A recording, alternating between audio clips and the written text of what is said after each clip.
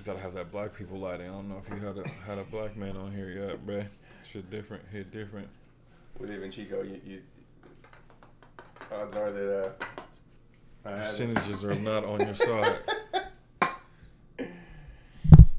All right, man. Thanks for coming and doing this. Oh, we live, yes. Yeah. Cheers. Self-Pour podcast. Cory Hunt is here today.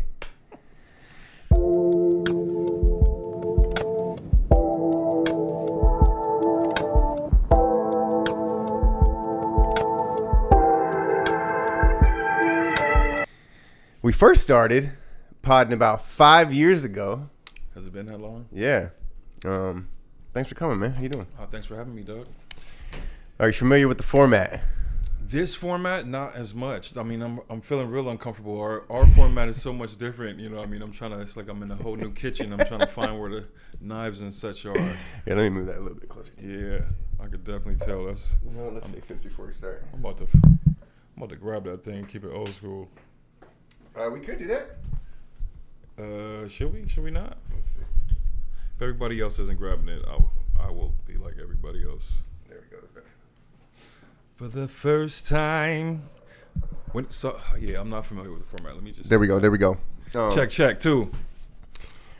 What I want to say first before we get into it, Cory and I have done podcasts on some black film called Talking Black Art. Check it out. Shit's up still. They're good. I'm still putting it together in a way. To this day, I'm like, I gotta organize this shit better. so stay on the lookout. Kind of folds into the Living Directors podcast that I do as well. And then what else we do? We just did that, right? That I know of. Yeah. We did like doing 4 or 5 of music them. a little bit, but we didn't. It's unreleased magic. Some of my favorite podcasts for sure. Well, that's it. Self-Pour, YouTube. We got a YouTube channel, Apple Podcasts, and Spotify, so go follow us there. Okay, this is how it works. First, we start with a light beer. We talk about your past. Then we move to a sweet and sour. We talk about your present. And we end on a hop forward and talk about the future. Okay. I'm keeping it as local as I can. Our first beer is Farmers Brewing Valle Mexican Lager out of Princeton, California, down the street. Cheers. I thought we were doing tea, but I'm happy we got beer. Yeah, man, I'll be drinking that grass water like that. Really? No, I'm lying. I do be. It's 11:20. It's not too early. Sunday. This is brunch, my boy. You're having that brunch cast. All right, so I know some things about your past. Uh-oh. I found this is an interesting question because part of me is like, how far back do you know about your past? And some people don't know a damn thing. And then there's all sorts of conversations around that too to be had. So I know that you're from SoCal, so let's kind of start with you, and then we can kind of go back from there if you want, or if you can, with your parents, grandparents. What I remember is, my first memories is being in a foster home, and kind of being misunderstood. Matter of fact, off top. Wow. It's like, whenever I think about it, it's this idea of like being in this apartment or house. Yeah, I think it was a home, and it had like the tile mirrors. Remember the tile mirrors from when we was little, where it was like a mirror, but it was tile. It might have been a black thing. You might not have had that. No. But it had like, and then it was like spackled with like the gold. You know what I mean? So it's like a mirror. Yeah. It was like that 80s vibe, though. You know what I mean? Like think felt portraits and such. But this was actually, I take that back. This was a white family and everything. But I'm 5 years old, 4 years old, somewhere around there, and I run my finger along the tile of the mirror and cut myself. That's like one of my first memories. When I think back of like when somebody's like, what's the first thing you remember? That's what like the first thing I remember is like, welcome to the world. Like, yeah, that should spark my consciousness or something like that. Interesting thing. I mean, there's the metaphor there. It's like a fractured mirror of tile splattered with gold, and you're cutting yourself on it. I mean, what is this metaphor? Break it down for me. I don't know. I mean, you got maybe a fractured self. There's the danger of shit. There's illusion of like, wealth or whatever with the gold, like that's a powerful freaking image, man. Man, as many times as I've actually thought about it, I've never really like sat with it and like tried to put it into like some kind of context like that. That's an interesting idea. Well then let me, like, how do you even feel talking about your past, all things considered? Do you hate it? Does it make you angry? Like, oh man, that's an interesting question because that's layered, time sensitive type situation. You know what I mean? So I guess it depends on where I'm at. Personally, I've learned over time, it's like, yeah, it could be depressing. You know what I mean? To be like, a recent memory was just like how I really regret not being more aware, younger, to be able to be a better son for my dad type thing. You know what I mean? Like figure it out sooner, like seeing all the things that he did in the position that he put his children in the comfort that we could have really indulged in and like put us forward to success, but we just weren't mentally, or me personally I should say, I just wasn't really mentally, just based on the trauma, so many different things, able to really indulge in the position that he had put me in, and just really being bummed that I wasn't able to like help him feel that, you know what I mean, success. You felt guilt that you weren't a good enough son to your father? Good enough might not be the right verbiage, but just better, even better, you know what I mean? And you can only do, there's a piece there as understanding you can only do what you could do, but then there's still, I was just thinking about it the other day, just like, man, if, you know what I mean? Yeah, I mean, I deal with that too. It's funny, like when the older you get, you're kind of analyzing your parents and their flaws. But then you're also, there's this party that never wants to like blame them. Like you want to take responsibility for who you are and why you are the way you are. So it's like we're always trying to like, whatever our parents' flaws were, like we're always trying to protect them too from like being at blame or at fault. That's a maturity thing that I came into, you know what I mean? As a youth, you know what I mean? I'm blaming all exteriors for the nonsense that I'm doing, you know what I mean? Unaware of it subconsciously and so forth. And then I'm gaining the understanding, and that's when that sets in of like, oh, these are the, and my dad gave me this one, don't give him the stick to beat you with. And that one just hit so hard for me as a youth.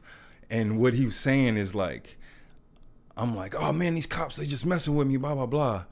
And there is a layer to that of like, you know, I'm going to have more probability of having to deal with them.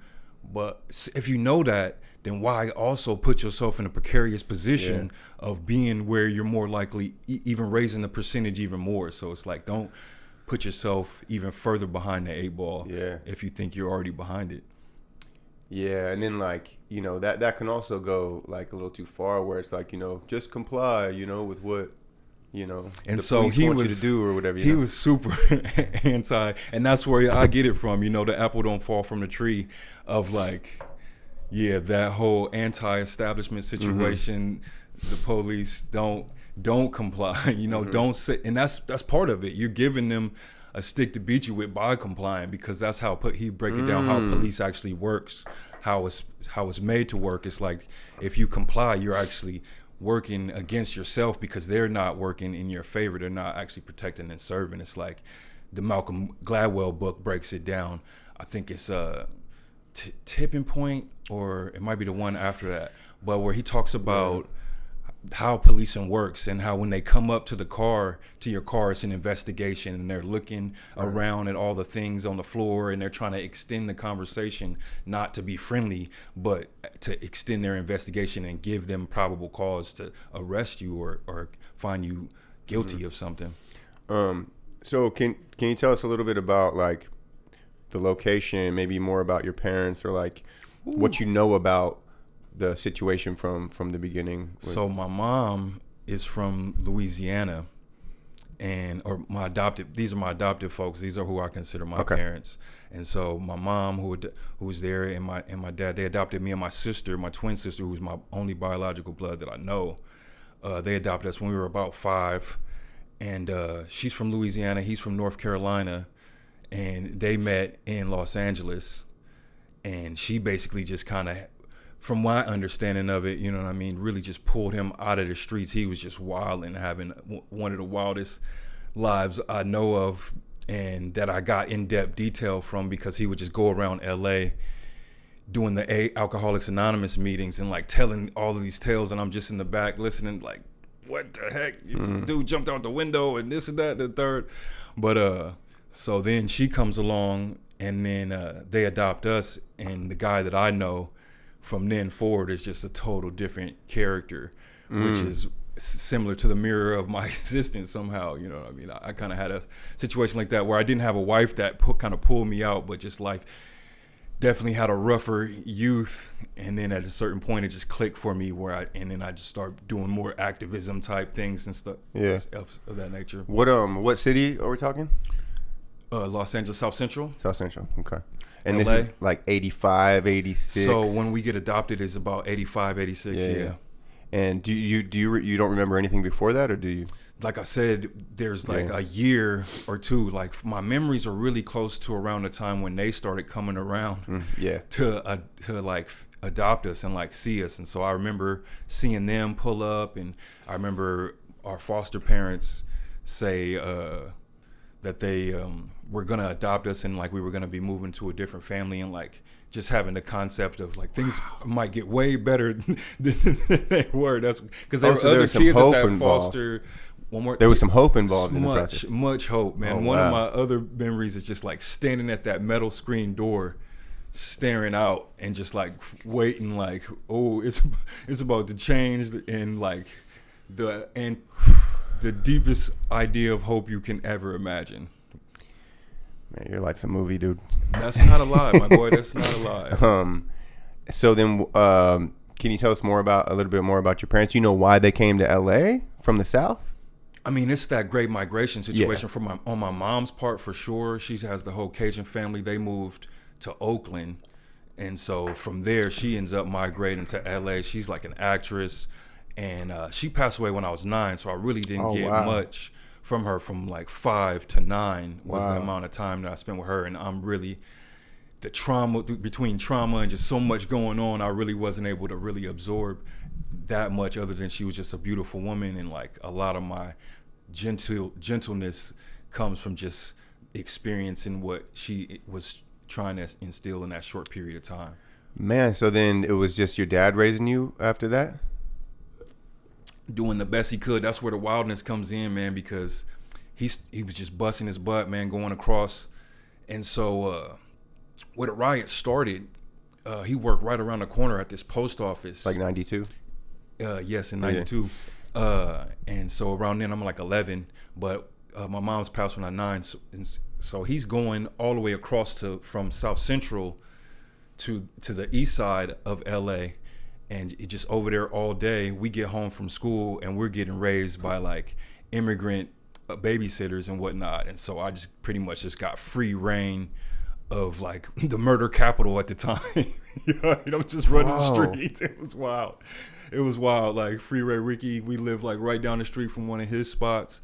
All that stuff that they was just making movies about at the time while I'm a kid, like Boys in the Hood and Menace to Society and all this stuff is like neighborhoods like right around the corner or whatever. So I'm just like, I got all free reign to just run out and go see not just Hollywood, but the literal version of all this Hollywood stuff. It's just so fascinating that area of the country became this like focal point. Like it captivated America's mind. Like the white kids up in Chico, like me, I was like, Men's Society and Boys in the Hood changed my life. The Chronic changed my life. You know, like, and it's just, you know, there's no like coincidence as to why, you know, we've come together to talk about the things we talk about. Hip-hop. It's because of that. But just for that to be your backyard, I mean, it must have made you like, wow, how did that make you see the world? I guess, did it feel like there was some like focus on you in a way or something? Not directly, but you know what I mean? That's you with the Plato's Cave. You mentioned that one time we was talking about it, but that brings me that to mind of like not knowing nothing different. And so there was that, you know, when I look back on it, I'm like everybody else captivated. I'm like, that is a movie, you know what I mean? Damn, that's crazy. But when it was happening, it just was what it was, you know what I mean? And I really, man, I can't emphasize this enough. I was not the speediest mental kid, you know what I mean? I wasn't picking up on a lot because, you know, I attributed at this point in my understanding to just the trauma of it all, you know what I mean? Looking back at so much that's happened, and you know what I mean? And so much that I've compartmentalized, I still don't know. It's so deeply compartmentalized. And so like I'm going through life and my brain is just putting a lot of energy into just blocking out these memories and these ideas or whatever, to where all this incoming fast-paced life that's coming at me, I'm not really perceiving it at the greatest rate, you know what I mean? And so I'm going through life really a little bit naive, you know what I mean? I think of just really being susceptible to media and being like, oh, this is what you're supposed to do. Oh no, that's not what you're supposed to 100%. do. Oh, this is what you're supposed to do, you know, and just literally just trial and error to some of the just silliest ideas. Yeah, I mean, I think, that's such a common thing. For you know, kids to take the media or art that they see and want to be like find an identity in that. But I do think though it does generally come from kids that might, you know, not have, they're lacking something at home that they need. Version, right. Yeah. Damn. So your dad, so he's a white dude in South Central with my foster dad. My adopted dad. There's two different. Whoa! I missed that. Let me run it back. Let me clarify for anybody that might have missed it. I'm slow too. So then I'm going a little bit fast trying to get it all in there. Oh, you're good. But so we had those first memories in that foster home. That family was white, and I was in Inglewood. Oh, okay. And then my who I consider my mother and father adopted me and my biological sister at 5 from that place, and then we moved to South Central. They were black. And they were black. Oh, okay, yes. Okay. She was Creole and he was just black on black. Okay, yeah, I was envisioning like, you know, white parents in the middle of South Central. That would have been interesting. No. So that's another thing. So I had that white family raising us before I was really conscious. And then we moved from there, and I don't really see white people like that pretty much again until I come to Chico. Like super rare, like rarer than it is to see a black person in Chico was what it was like growing up seeing white folks. It was, and so we come to Chico and it's all white folks. That was a whole nother layer to it. Yeah, and I want to get into how that happened too. It just made me think of that time in the 80s in Inglewood. Like, also got the Showtime Lakers there at the time in your backyard as well. She worked at UCLA, so she got tickets to the Raiders, Lakers. I mean, all the things. What's that? The Ice Capades in the Forum and all that type of shit. We went to all of that. Oh, wow. We grew up to watching the Rams, all of that live. You know what I mean? The Coliseum games, all of that. Grew up going to all of that, but not really having an affinity for it. The funniest part about it, you know what I mean? I didn't even care. I was just like, and they're trying to. It's like you see parents sometimes, and they're just like, oh, this is da da da, and they're bigging it up. It's a bit serious to them, but like I said, I'm not able to really absorb information like that, and so I'm picking up on their excitement about it, but I'm not really. It's not rubbing off on me or anything like that. So I just remember being at the games and just remember being like, okay, and not really having much understanding of what was really going on though. I mean, looking back on it now though, do you think that you had like some privilege in some ways there? Super. Yeah. I really reflect on that often, man. My mother, the fact that she was working at UCLA, like I really I don't know to the depths of the privilege, but just doing the numbers a good job of what was happening. She had 2 homes, you know what I mean, at a certain point. So when they adopted us, you know what I mean, that's a layer right there in itself, just to be able to be in that position. Oh, that's a good point. They were taking us to doctors and things. They thought I was crazy because I was so quiet. And so I'm going and getting tests and all this stuff. We had the capability, and they had the wealth to do a lot of different things, even though we were living just, like I say, right around the corner from where Ricky got shot. Yeah. I mean, that's kind of ironic and poetic that you didn't talk much at a young age, and then you become a public speaker, poet, rapper. Bruh, the layers of it. I hated reading and writing in school. You know what I mean? And now I'm a reader and writer for a living, just as a chosen destination. And that's the stuff that we'll get into here in the middle section. Just a few more minutes on the past. These things go quick because there's so much I want to know, honestly.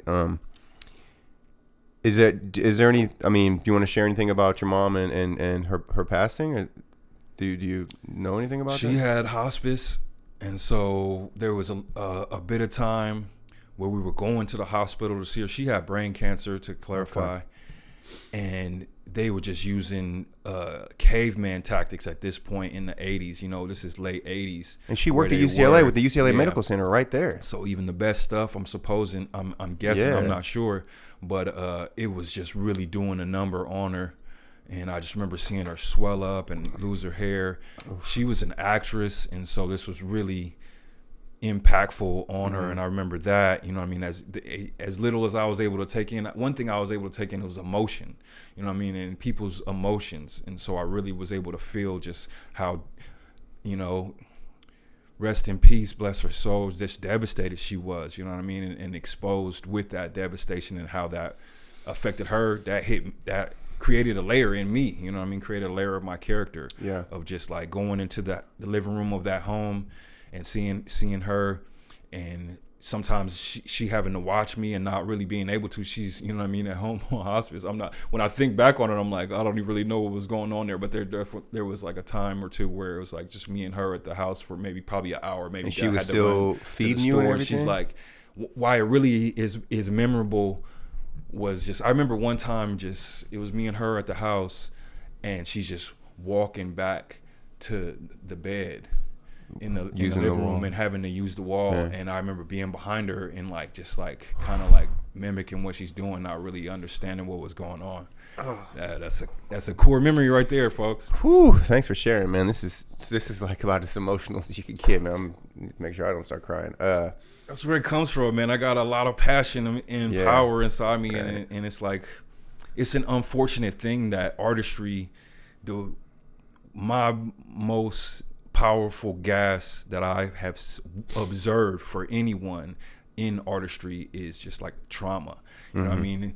And I be feeling it. Like I'll go through a intense moment, and I'm just filled with this thing. Like if I get down on the paper right now, what comes out is just I don't want to say better. It's just got more texture than what comes out on the average. You know what I mean? Normally or whatever.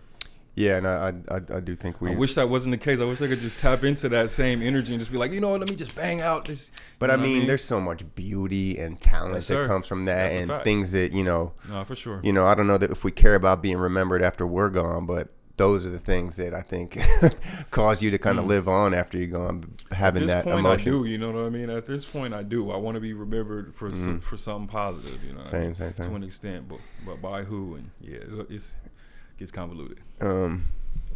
This is fascinating. Part of me just wants to sit on some stuff for a second, man. It's a lot to take in. So then, it is when I'm writing. I feel you.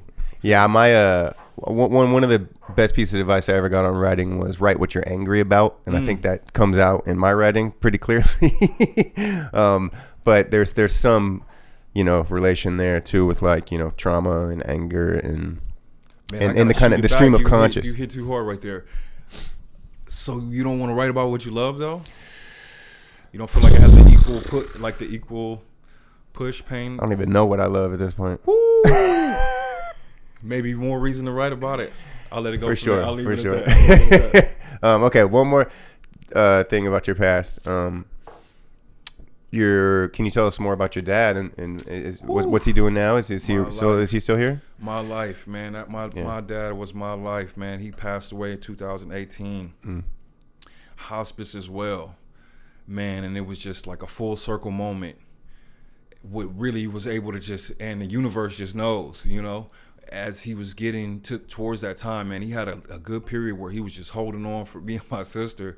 But he was just tired and beat down from me. Well, I'll take credit as much as anybody in the world, you know, just society. How society will do you. And he was a conscious black man, and as James Baldwin say, man, being a conscious black man, you can read about it. But he was aware, and it just, by the time he was at his in last days, he was so ready to get up out of here, but he was holding on for me and my sister. And I lost my point slightly, but that's just to get to the end of it, he I'm just thinking about James Baldwin quotes. Man, we can. Well, my other question was, how'd you get to Chico? What year? Why did it happen? When did it happen? I'm eternally grateful to that man. Like, Yeah. he drug us up out from the core of the Red Line ghetto, you know what I mean, and got us to California Park, Chico. You know what I'm saying? What year was this? That was 95, I want to say. California Park was like brand new at that time. Yeah, exactly. Yeah. Exactly. And so I remember the kids there being like, yeah, this used to just be like a orchard or something like that. Like half of Chico that is today was still an orchard when I got here. You know what I mean? I'm not old. And so, yeah, we ended up in Cali Park. And I remember he spoke of like what it was like being in South Central when it's like the murder capital. I was not scared. I was walking from this territory to that territory, across infamous like borders, like gang borders or whatever, to go see my girlfriend or go kick it with the homies or whatever that wasn't gang related. And then I get to California Park and we ain't got no bars on the window. I'm like, bro, what? What are we gonna do? But were you more scared walking around the streets of Chico than down there? Not walking the streets of Chico. Yeah. I had an ego at an early age after doing a lot of different things and like just being in certain positions. I had ego, and so I felt tough. That's I guess where a lot of the lack of fear came from as well. Like I felt like I was delusionally, you know what I mean, secure, and so, but yet and still, like in my home, like so our home got broken into multiple times in LA when we was living on 8th and Jefferson. Or no, Victoria and Adams, that house got broken in one time, and then when we was living on 8th and Jefferson, that house got broken in twice. And so that molds the fear or whatever, and like so then when the house got broken into on Victoria and Adams, that's when they put the bars on. Yeah. And so then now I'm like, okay, we got bars and we got this whole little system or whatever, and then we move to Chico. We were living in Embassy Suites for a month after that. So you can't really rush through the youth. It was just too wild for me. So we was in a Riverside earthquake. I believe that was 94, and our house fell apart. Just so my mother, when we was adopted, we was on 8th and Jefferson. Then we was moving on up to the east side to Victoria and Adams, which was not a very good neighborhood, but we just had another home, and then we had that passive income and whatnot. Whole several stories with that, but that home was built without proper contracts and such. We had got extensions put on and everything by immigrant workers and whatnot. So then when that earthquake hit, the chimney literally just fell off the house. Damn. And it got labeled uninhabitable. And so we're getting FEMA money. We moved to Inglewood for a split second, and lot there I won't get into, so we can ever get to the end of this podcast. No, we got time. I got time. You got time. We ended up having to move from that apartment, and now we're staying in Embassy Suites. My dad knows about Chico because at a certain point, I don't know the year, before my mom passed away, he had his right leg amputated at Enloe Hospital. And so we're staying on Esplanade at the bed and breakfast for like a week to visit him while he's getting his surgery and whatnot. And they're just like, South Central, Chico in 1980, whatever. Yeah. And they're just like imprint in my dad's head at that moment of like, this is quote unquote paradise. That's literally what we would call it or whatever. And so think worst come to worst when we're in South Central and he's got this money from FEMA and money from my mom passing, and he uses it to pull us out of the ghetto and take us to paradise. Wow. And we end up in California Park. And the story was unfortunately not Cinderella after that. Just largely, just like I said, that's where the regret comes on. That was so much on me at that point. You know what I mean? He put me in such a pivotal position, but I just wasn't aware. Once you got to Chico is where you feel like you could have made different decisions. Definitely made the swing, but at the same time, could have isn't the word I would use. I wish I would have, but I just couldn't because of the circumstances. You know what I mean? Like I said, I was super gullible to conditioning. You know what I mean? I was right there for that whole gangster rap pop off, and I'm just literally drinking it up. The first alcohol I ever drank was gin type shit. You know what I mean? Gin, trying to make gin in 93 juice. when gin and juice came exactly. out. And I'm 12. 13. How did that happen? Whole other story. I just went to the store. And Jimmy bought it Iovine myself. or something. No. That part. No, big facts. I met him in Westwood. That's wild. That's that part though. Yeah. Did you? So were you able to stay away from? You mentioned down in South Central, walking these certain streets with colors here and there. You were able to stay away from the colors for the most part. For the and most affiliation? part, because my brothers was Bloods. Right. So, and we lived. I have that association with you for some reason. I think we talked about it before. So my brothers were my father's sons, I should say. Okay. And so my adopted brothers were Bloods, and we lived in a Crip neighborhood at this time. Mm-hmm. And so I'm getting pulled in that way, but they're like this governor on it from really keeping me from like jumping off the porch. Where they protected you from it, or they didn't want you to get involved. They didn't want me to get involved at all, and just that presence, having that presence, like a father, like a triple father figure type thing. Because I got my dad. He's known in the neighborhood. He was that.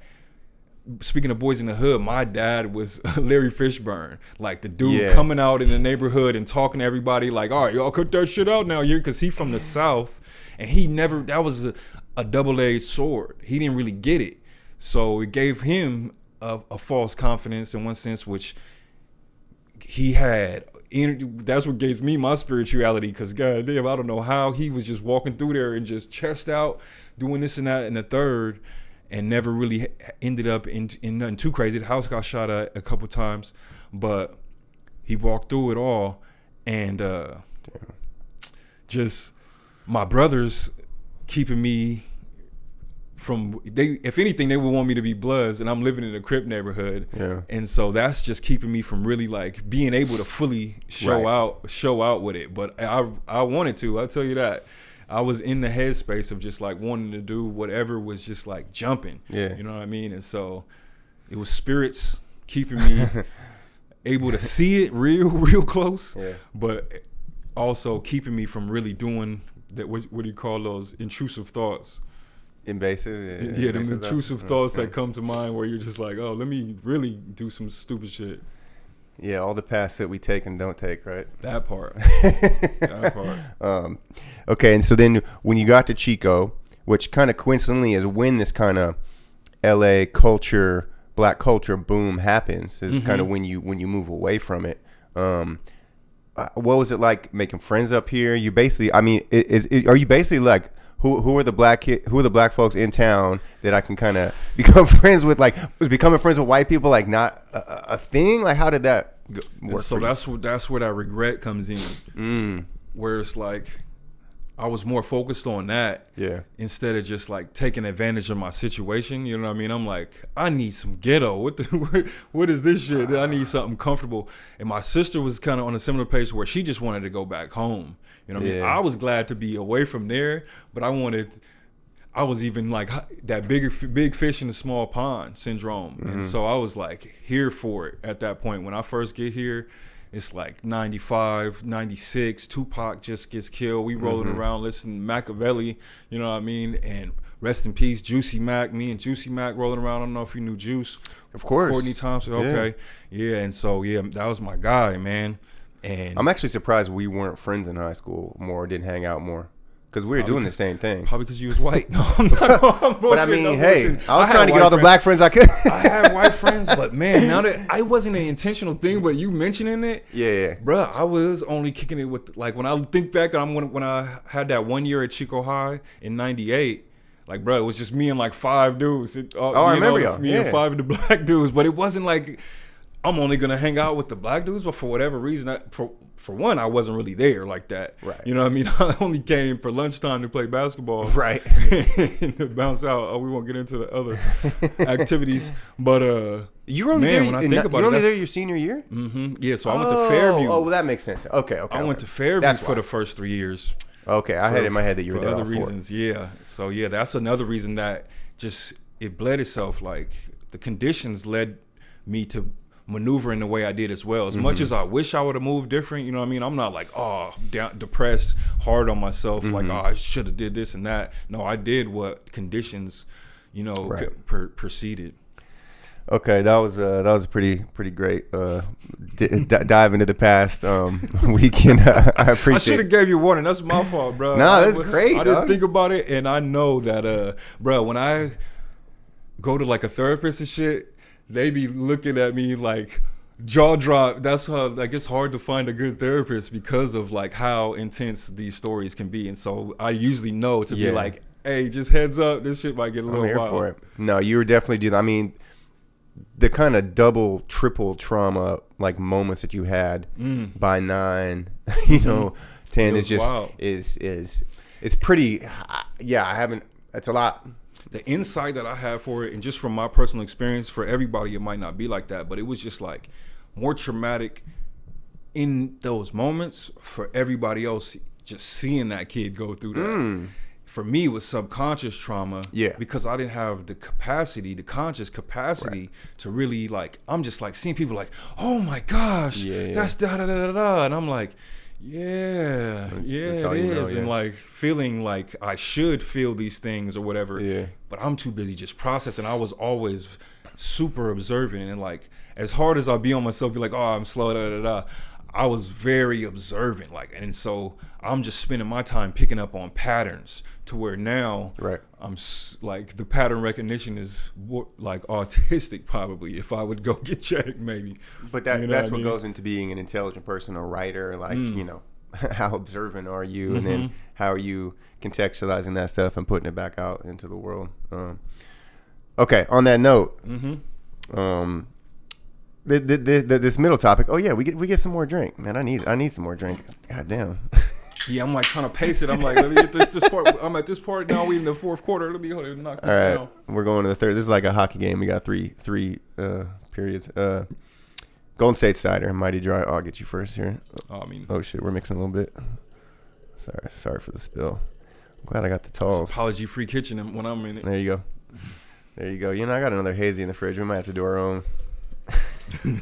Hey, I ain't mad at it. How are you with do you ever drink ciders like on your own accord? On a rare occasion, man. I had a season where I was doing the cider season, and then that sugar started hitting. You know what I mean? The sugar's on there, and so like it's like on a rare occasion. You know what I mean? I hate like especially summertime. You know what I mean? I'll be like, I'm feeling froggy. This should get 9%er. I only need one of them. You know what I mean? Yeah, this is a 5%er. This Golden State. Yeah, to me, it's like my thing is like I can never eat sweets and drink beer at the same time because it's like double the sugar. That's kind of the vibe I get from ciders. You're getting that without even having to do it. I feel it. Okay, so this middle section used to be. I'm saying now it's about your present. It used to be about like your business. I'd call it. Let's talk about work, but not in terms of how you make money. Like. What's like the work that you do in your life now that you value most, that excites you, that the things that you want to do like day to day? That word is just an interesting word in itself. And so the work that I've been doing is really just processing where I'm at with ideas like that, which is ideas in general, and just like trying to get to a deeper level imaginatively and find deeper ways to like engage. So where I found myself back to that pattern recognition idea is just I was recognizing this pattern of putting the cart before the horse, if you're familiar, and just like trying to get to stage B before doing the work on stage A, and what do you mean reaping the consequences. So it's like socially, for example,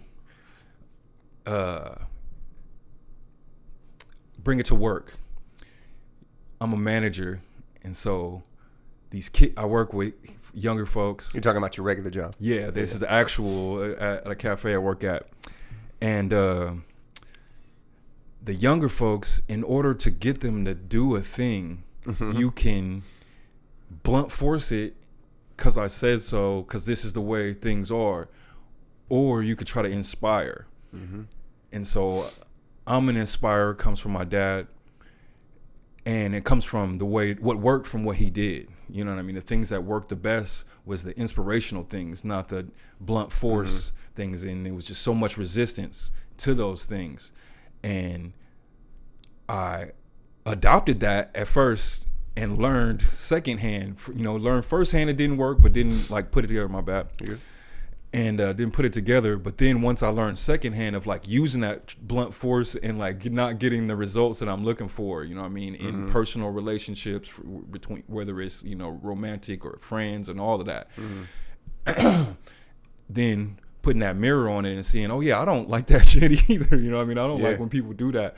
So then it became my life's course now of just like trying to be everything inspirational. You know what I mean? And just go back, let's be remembered for something. That's what I want to be remembered for. It's just inspiring as far as these organisms go, this organism that is me, you know what I mean? And the energy that I touch.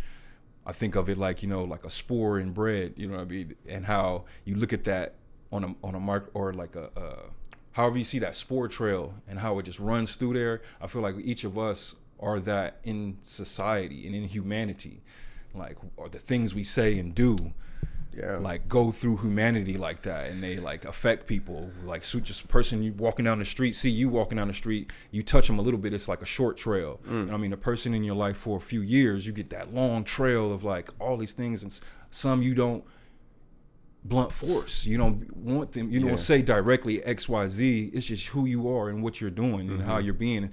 Man, it's kids that taught me that as well. Watching kids, and they tell me, they're just like, man, it's just watching someone that is gonna instill more in me than you trying to tell me, and that changed my behavior. And I'm just passing it along. I'm just a piece of that bigger spore print. So fascinating, and I agree with you. All over the place. No, but I agree with.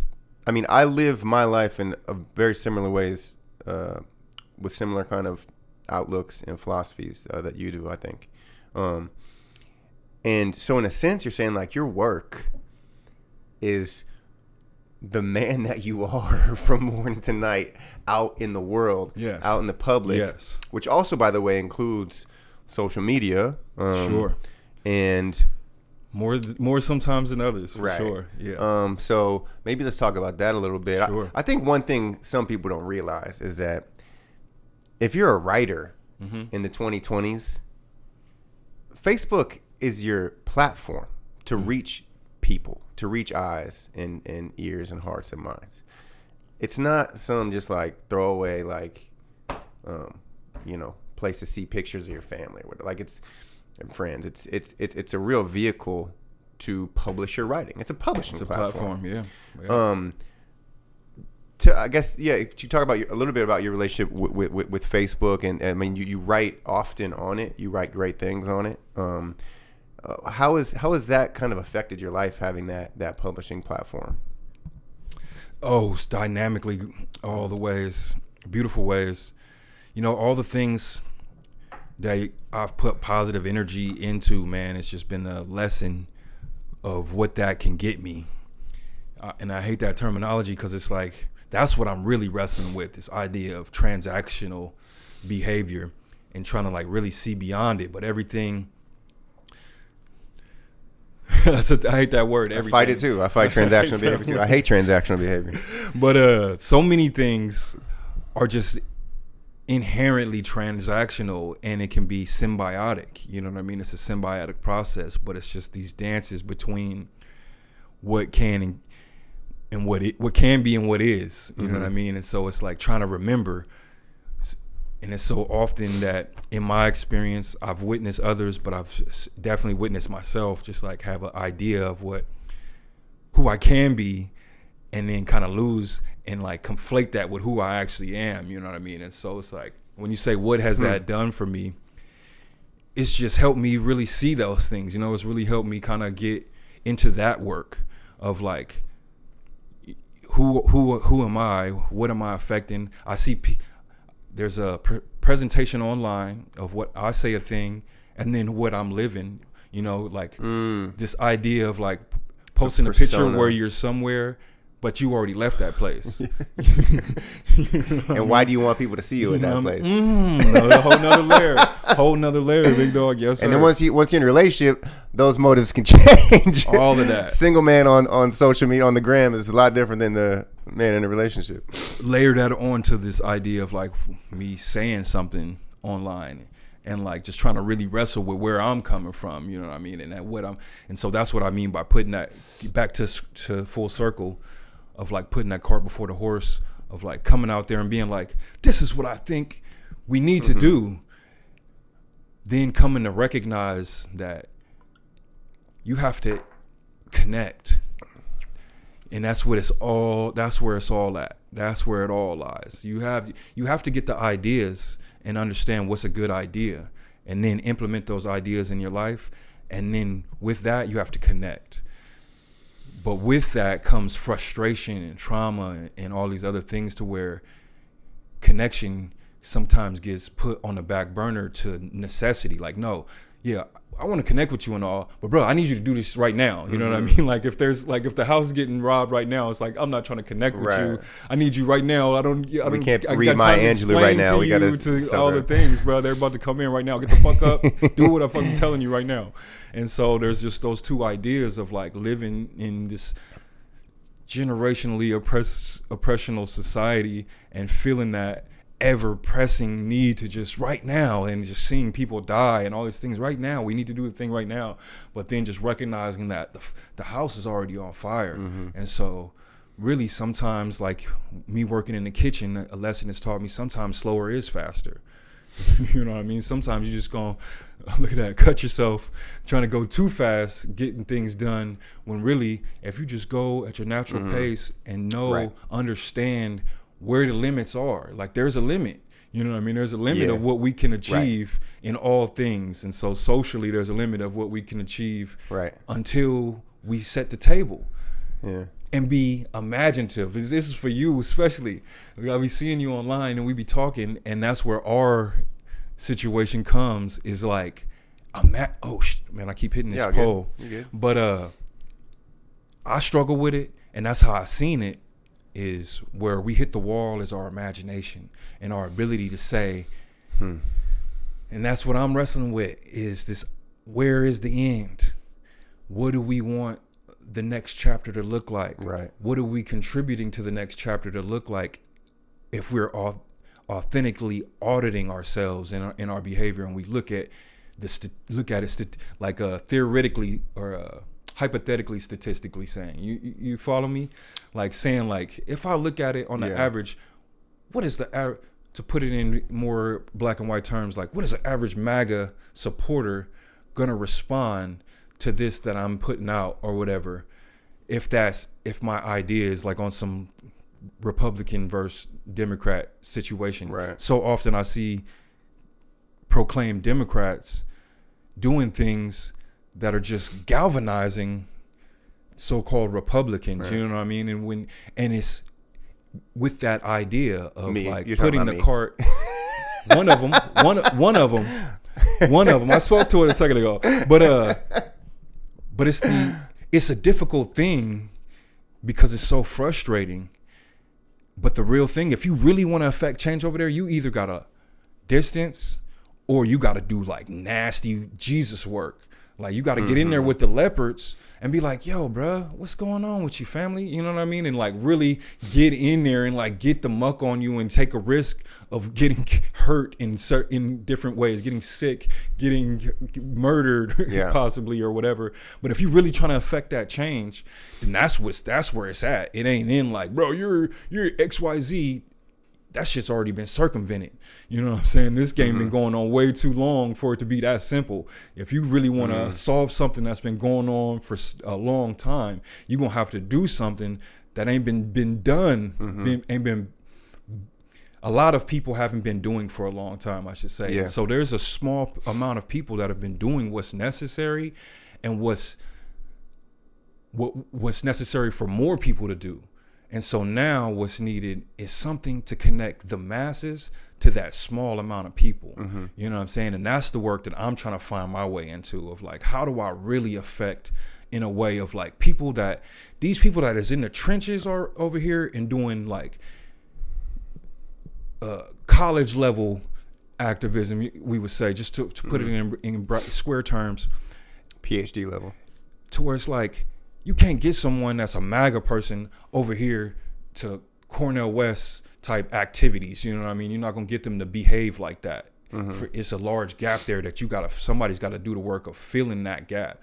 And it's like, I'm not necessarily the one to be that person, but it's like, I'm trying to figure out what that even is, what that even looks like.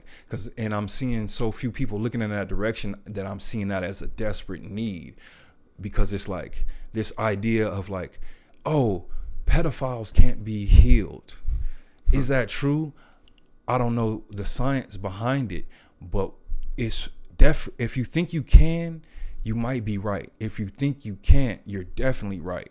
You understand what I'm saying? So it's like this idea that if we really want to be in a world that's healed, if we really want to be in a world with people that aren't disgustingly homophobic and transphobic and racist and child predators and all these just disgusting ass things, one, you could, so when I was younger, my idea was like, oh, you could kill them all off. But then I realized that just won't even work. Even if you did do that, it wouldn't work. It wouldn't work because it's the idea. It's the idea that we really mad about, and we just lose that in the sauce with the trauma of like these people holding these ideas. You are not your ideas, but the ideas that you will hold, you're responsible for who they affect.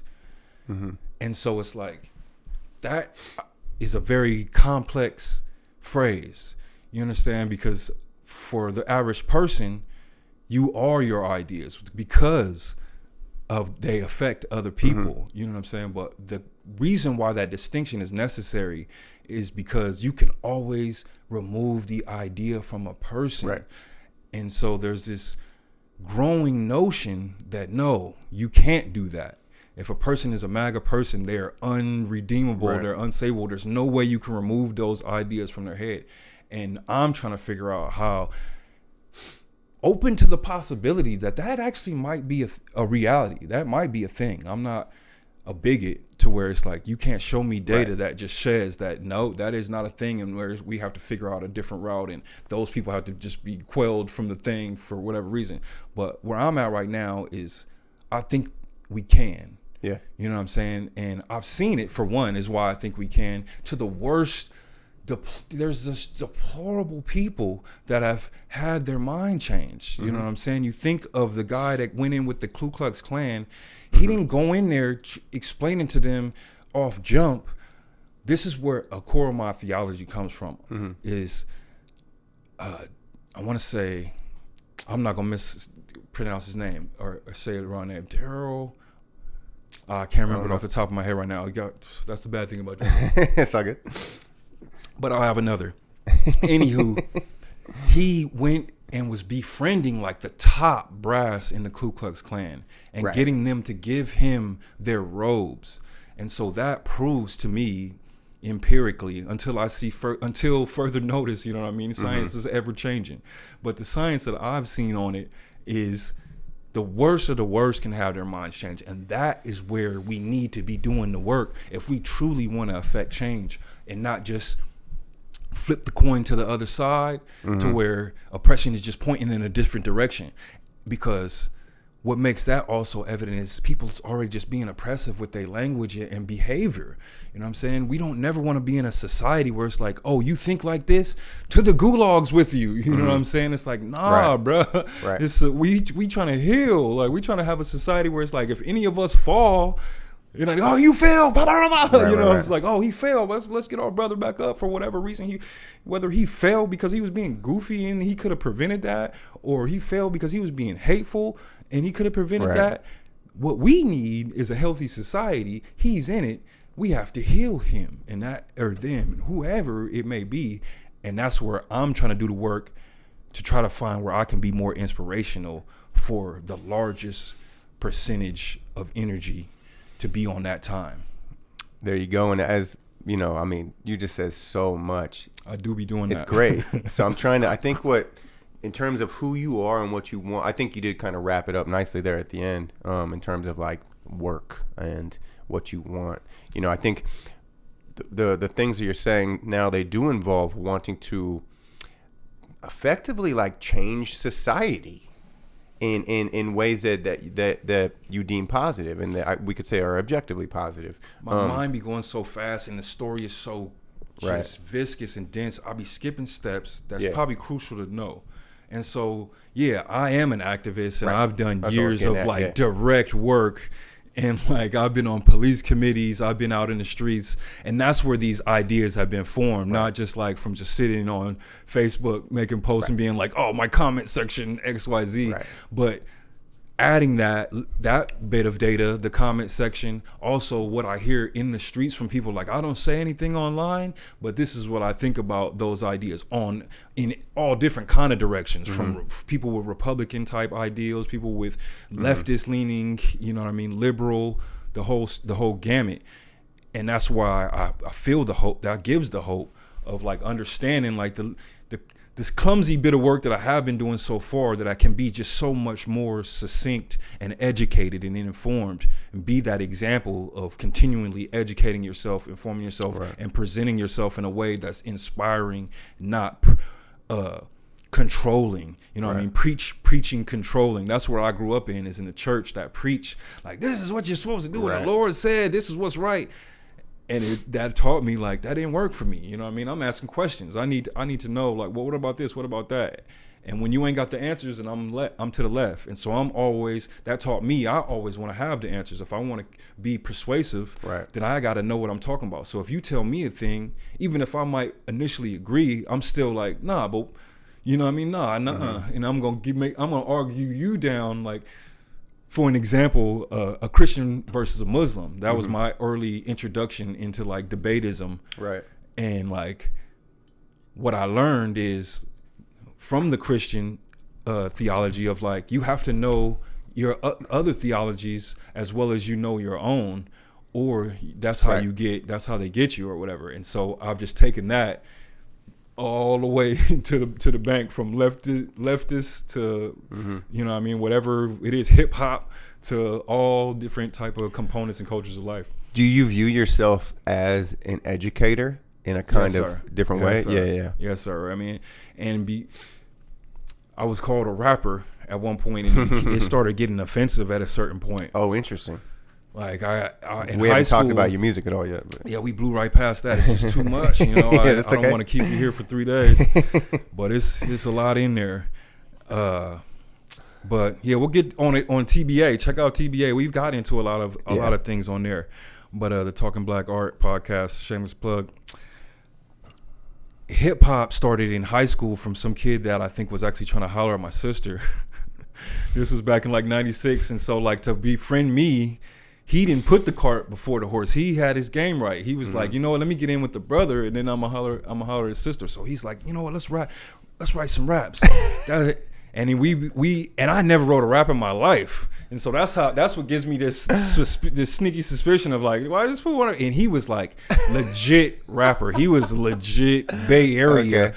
And so that's another thing. There you got like LA culture, Bay Area culture, and then Chico culture, which is just like what people.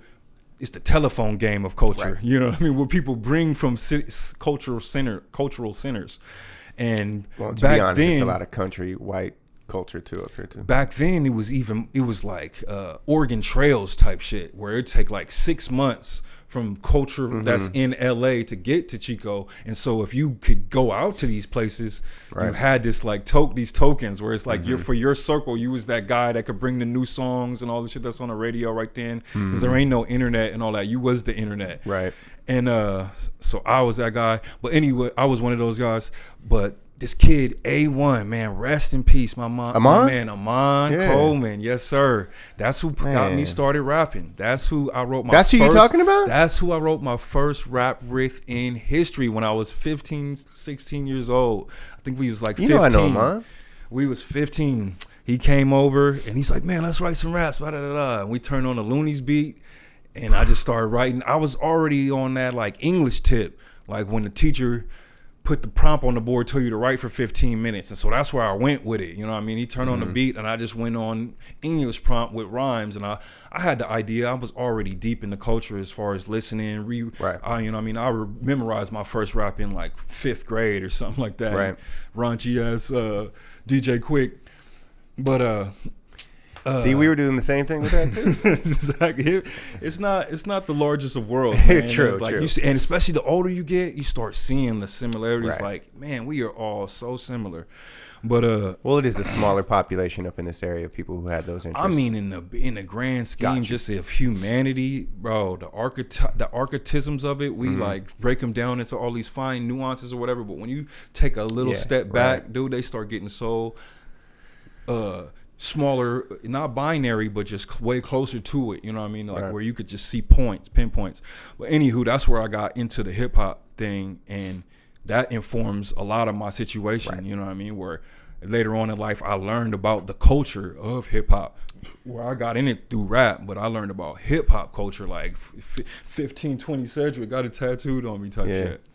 I mean, that's the most beautiful thing about hip hop and it emerging at that time in our lives and with our different kind of, you know, points of view and everything, is that hip hop made me study black culture, black history, black art in general, but like understand the modern situations, understand the socioeconomic. I mean, it really led to an intellectual path. That honestly. part for me to the greatest extent. And then it also led to, like, you know, I know how to podcast now because I was making beats on Logic. So now, like, all these audio things are super easy to do. Or, you know, people say my voice sounds good on a mic when I don't think twice about that. Like, all that. what else? And then obviously the writing aspect too, all and that. like the poetry aspect. So it's just the kind of intellectual doors that hip hop opened for a lot of us. Are really cool. Lives. We will not open that can of worms, but I'm gonna say hip hop saved so many lives, bro. Shout out to Kool Herc and the gang. Okay, so we're gonna move on, even though I don't necessarily want to, because this is great. I like the present conversation. Should I grab another? You don't want to chug that thing, do you? I'll grab another hazy here. I guess I probably shouldn't. I would if we wasn't on camera. Hey, I'm gonna grab one more beer. I would. Sit tight. We're gonna get into the future here. I should. You heard that new Lil Baby and Pharrell song? I have not. Lil Baby and Pharrell. Yeah, it's dope. I haven't listened to a Lil Baby in probably maybe over a year or two. I never really loved Lil Baby, to be honest, but give me some Pharrell and I'm in. That first album was sugar, but that's another thing I've been on right now too, though, is that media diet. And so, like, I had a few seasons where I was on some, like, only on some hip hop vegan shit. You know what I mean? only fruits and vegetables. Does Kanye qualify as hip hop vegan?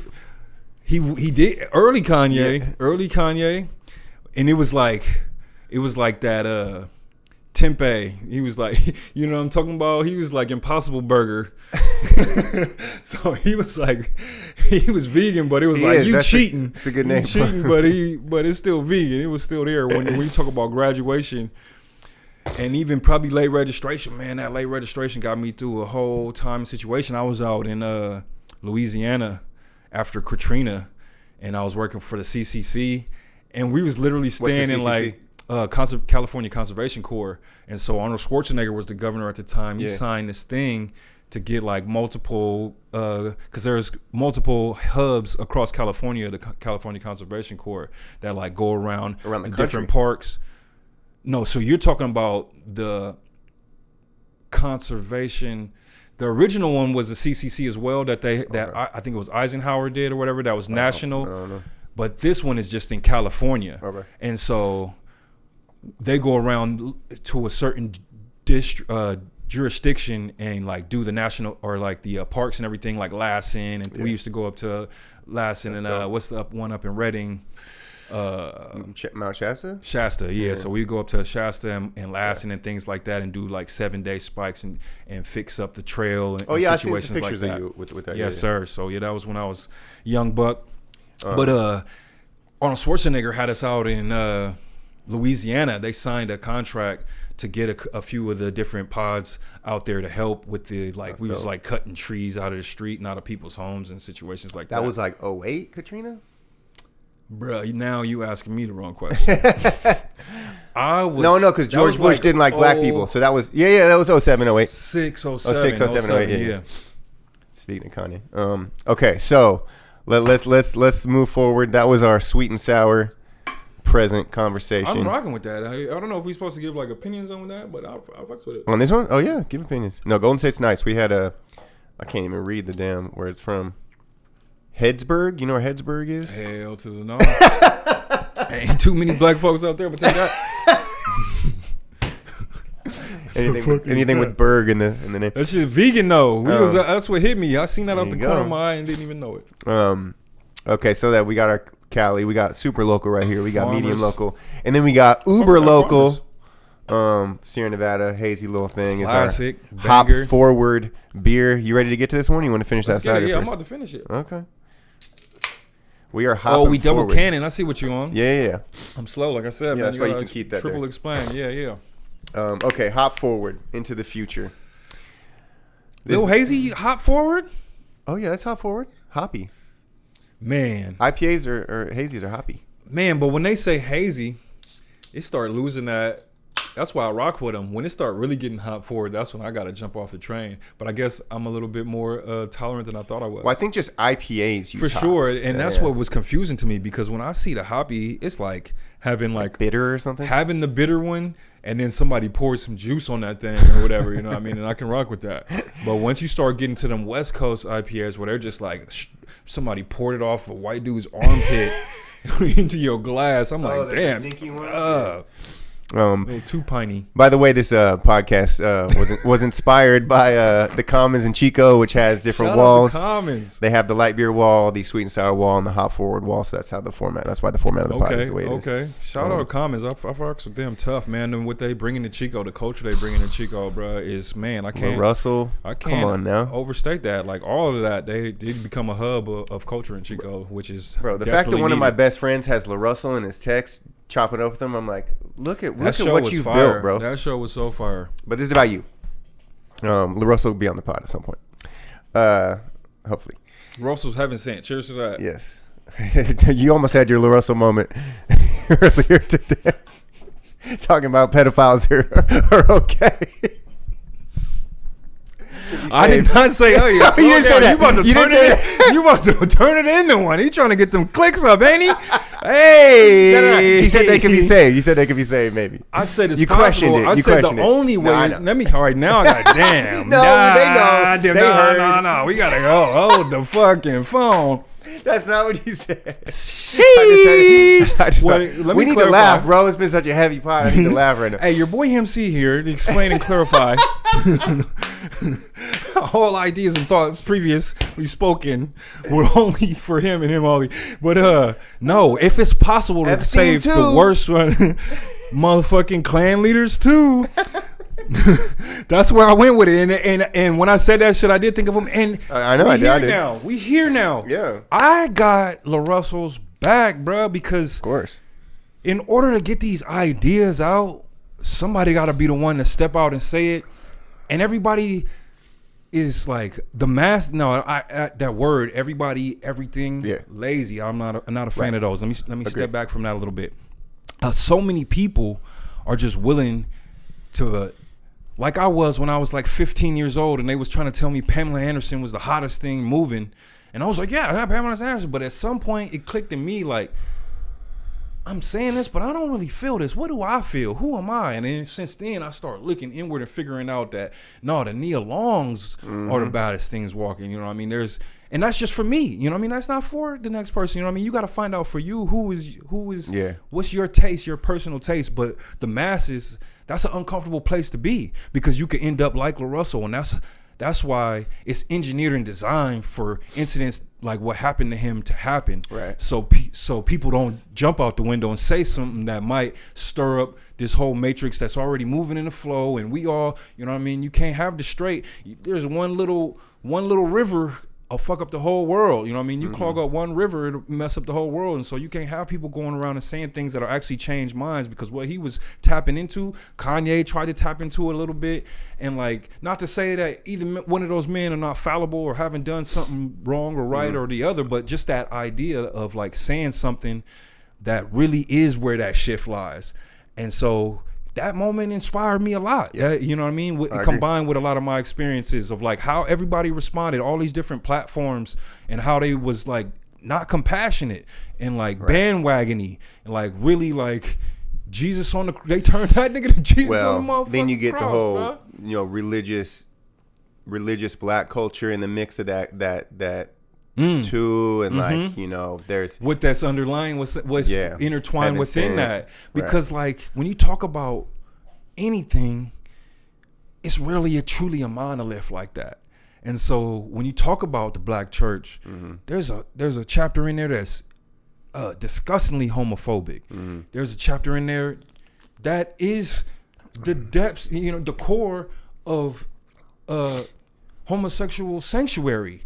You know what I'm saying? And like where they were able to find hope, like how the slaves was able to find hope while they're just the most in the most dangerous position of anyone in the country at the time. You know what I mean? The same true for each. You know what I'm saying? At one point, true for homosexuals, now true for transsexuals. It's like the most, and it's like for me, whenever we end up on a situation where we are against the people that are in the most dangerous situation in our country, we got to take a step back and take a breather and be like, wait, hold up.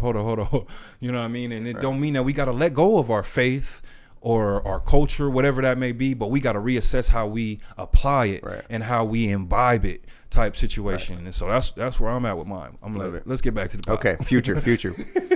We on the future. That's what I'm gonna be doing. Hey man, we can go any route, any direction. Okay, so here's a question I asked. Just relaunched this podcast, by the way. It's been a few years since I started episodes, and now we're doing them every week. I'm really excited. I really appreciate you doing this. I appreciate you having me, bro. The question I asked the last two guests was, if you could have anything, if you could do anything, literally no objects in the way, moving forward into the future, what would it be? So one thing I like to do when addressing situations is pause for a second and not be like reactionary. And so that's like a real poignant and powerful question. I want to breathe on it for a second, take a sip of water. Hey, I'll drink this beer.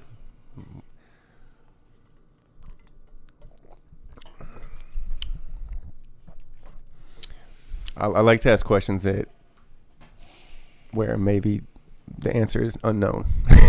at that moment, the initial moment. Something I have trouble sitting with is being unknown. I'm gonna answer something where at least, but I'll usually at least say, to my current understanding and whatnot.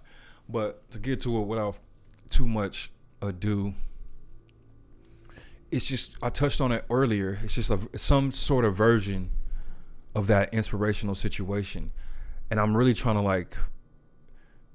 when you say it, when you phrase it like that, to my ADH brain, I'm really out of the universe with it. You know what I mean? I'm to a whole nother dimension with it. And it's really just cracking suffering. Like if I could do anything, I would just crack suffering. Who's suffering? Suffering. Like transmute it Everyone's? transmute it to an unnecessary entity, because I feel like that's where it all lies. It's like the fear of suffering, the enduring of suffering, is the creation of more suffering.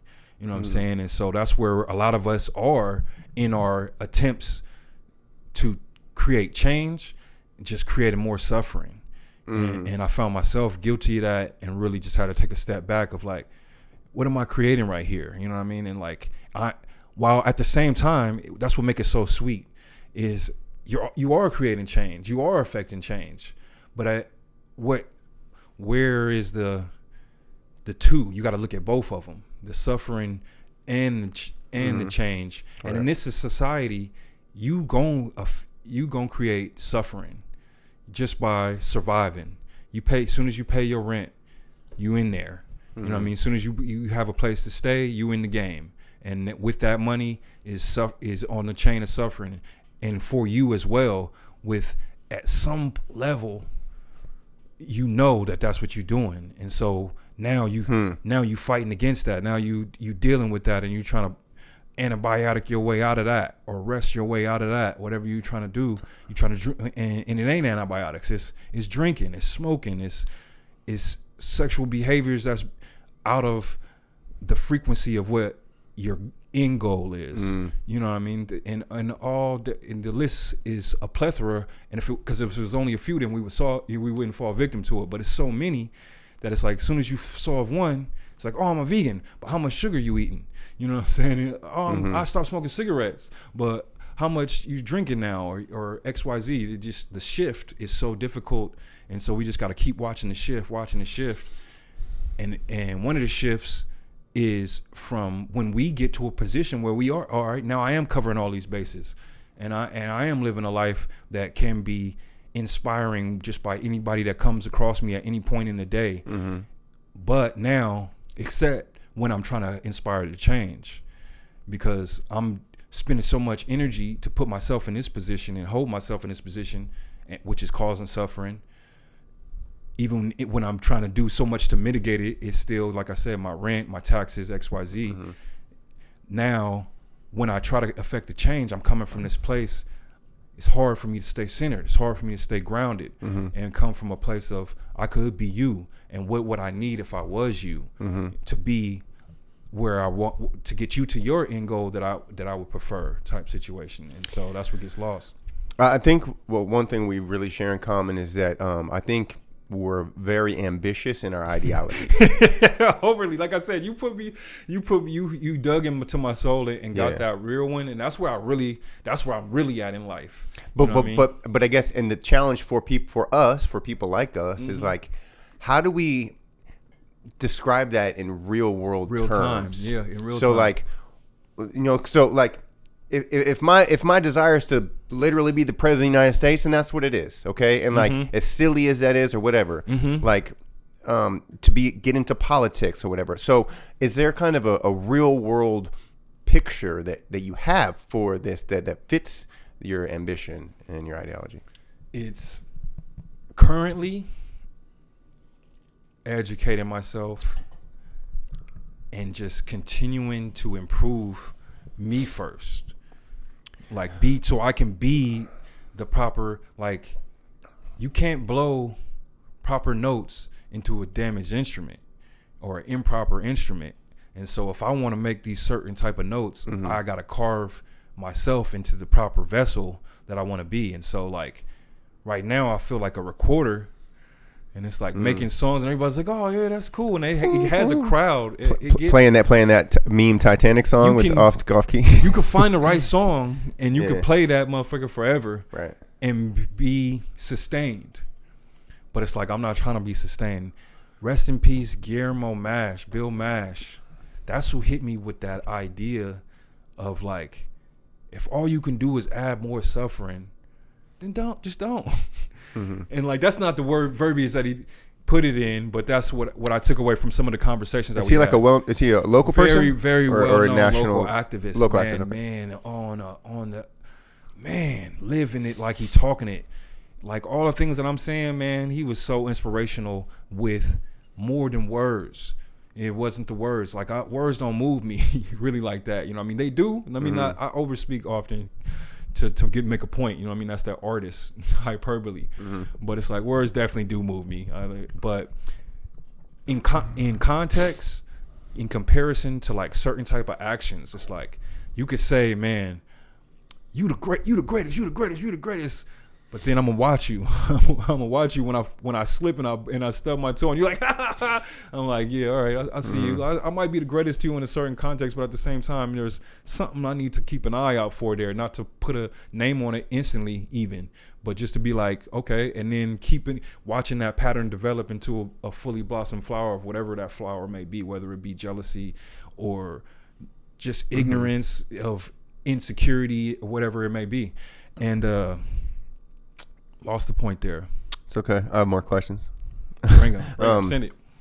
So I want to kind of keep trying to get at like these kind of things that could be done. To me, it's like you being an author, maybe you being a public speaker who tours. Like, you know, what does it look like? You being a politician, creating a nonprofit or something that caught me at such a terrible time. Yeah, because right now it just doesn't look like it looks like exactly what I'm explaining, but like because all those things is necessary, and I'm like I partake in a lot of those things to certain degrees, but it's like it's so much deeper than that. Those aren't like those aren't things you want to scale. Like, you know, I want to get my public speaking out there. I want to be able to tour and have bigger crowds. Like those aren't things that you're thinking about necessarily. That was the goal at a certain point, and it's like it's not really at this point. Okay.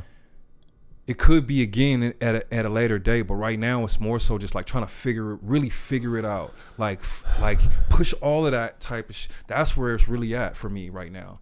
It's like trying to not, like, you ever get in an argument and then a person says something and you know you have like the perfect rebuttal for it or whatever, but it's at the same time you also know that person, it ain't gonna change where you're at with that person. So you have to hold your tongue and keep listening to what they're saying in order to you hear where you can come in and where the connect is. You know what I mean? And so I'm trying to connect. I'm on that is such the word right now for me is connect. But just in your moments, in your day-to-day moments, connection. The people in front of you, basically. I'm just example right now while I'm like dormant. I'm like dormant right now. And like it's that idea, like I said, of like trying not to argue when you ain't got the answer, Sway. You know, for those that get it. But, you just said, make that about me. You got the answer, Derek. I and it's about me though. No, it's not. Oh, okay. It's about me. Gotcha. I ain't got the answers. I'm Sway here. I ain't got the answers yet. And so no, it ain't about like, no, what you need to do. I don't know what you need to do. What I know you need to do is educate yourself. You need to learn more about racism. I need to learn more about racism. That's where the fuck it's at. And like, so what I'm trying to do is trying to figure out how I can get more people to want to learn more about racism. That's like the core. If you got there, is like, and what that looks like, I don't know yet and so what it looks like right now is not trying to do it before I know what to do. Yeah. Like, cause I've been doing that and I'm still present and I do certain things, but I'm not public right now to an extent. Like as public as I may seem to certain people, I'm just like showing I'm still alive and I still want to like not deaden people's hope or something, because I know a lot of people, as egotistical and awkward as it is to say, is like people have hope based in me, and that's something that is me spelled M-I. Yes sir. Yes sir.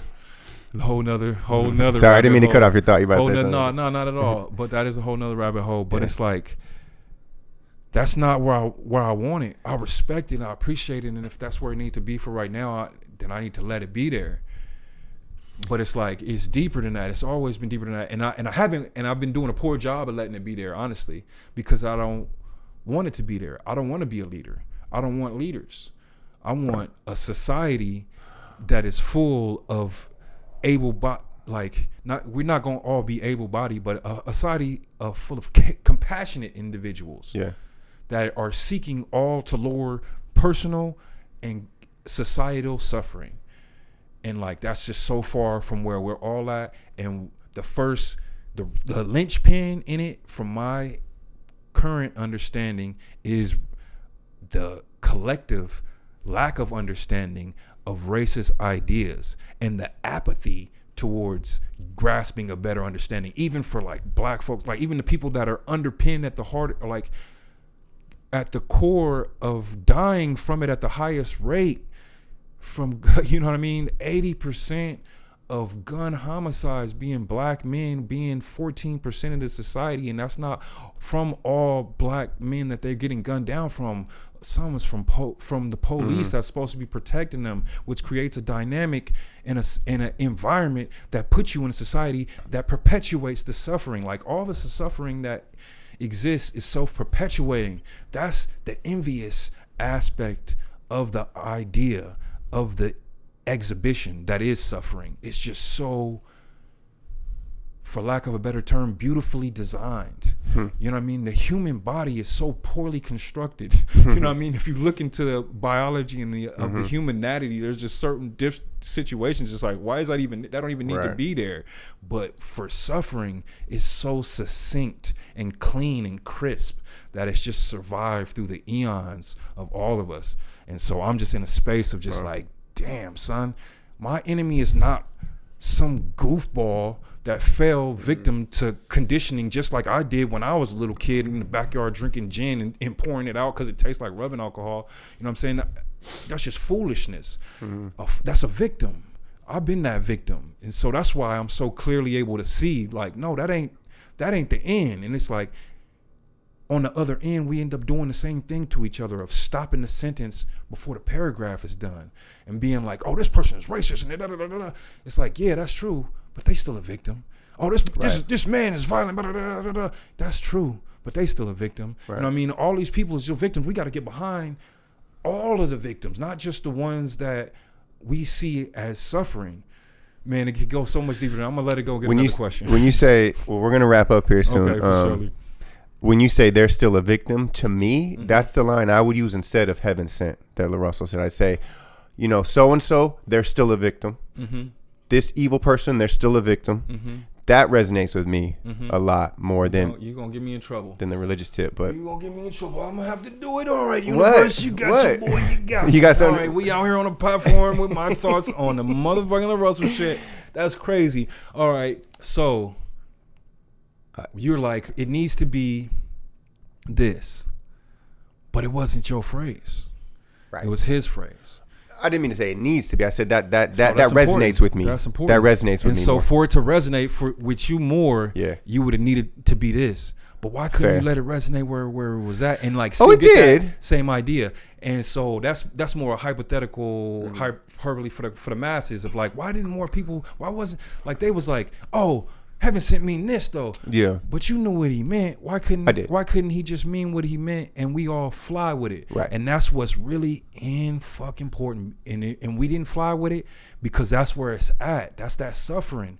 Because we don't want to underpin that suffering because that puts us down. That's how racism works. Because if blacks ain't inferior, then I'm poor than a motherfucker. And I'm white trash and I ain't worth a fuck. But if these niggas over here is inferior, then I'm good. At least I'm above somebody. And so that's how suffering works. It's like, yeah, I gotta bust my ass and break my body just to get way less than I really want because I'm looking at it in this capitalistic, try to create leverage for myself. You know what I mean? Instead of creating equity and equality, we all fighting for leverage and trying to figure out how we can each get more than what, quote unquote, we're due. But we all do equity of whatever we can supply.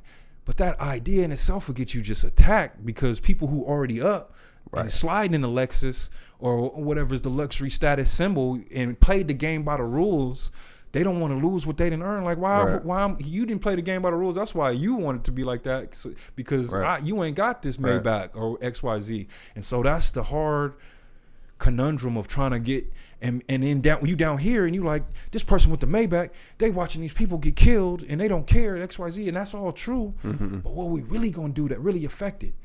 Move it over to another thing to get me canceled. Men, violent as hell. When you walk down the street, you are at a higher chance of being victimized and brutalized if you are presenting in a feminine fashion of any sort. And the assailant is more likely than not to be a man. And so we could sit here and be like, men is violent as hell and I choose a fucking bear. Or we could try to figure out how to stop these niggas from being so motherfucking violent. And it's like, well, I don't want to appease. I don't want a respectability politic. Respectability politics has been proven not to work. But what has been proven to work is compassion. And how does that get applied? What does that really look like? It don't have to be what they hear. It's like this, the mirror opposite of when you tell somebody about reparations, they think about the worst. They straw man the hell out of it and think of the worst possible situation and go there. And then they do the same thing in reverse when you start talking about addressing femicide, right, which is, you know what I mean, the male assault of right, people who present feminine. And so it's like we gotta strong man these arguments so we can actually get to some true solutions instead of just yelling at the dog. Like I grew up in where you walk down the street and it'd be these big ass Rottweilers behind these gates and shit, and they behind that gate, and so they really can't affect you in that moment, but they are brutal animals, and you're just like, this is a brutal ass animal, da da da da.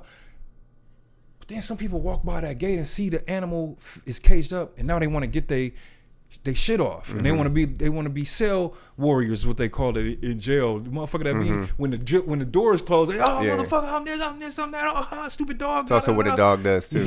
That is it's caveman behavior. But what we have to do is be able to walk by these gates and soothe these dogs when we get the opportunity. That don't mean go when the dog is running around wild and ain't nothing. You ain't got no protection. You ain't got no way of safety. Trying to be like, all right, calm down, Rottweiler or whatever. Yeah. No, but if you get the opportunity, and you on social media, this dog is caged. You got all the opportunity to say, hey, yo, bruh, chill out, bruh.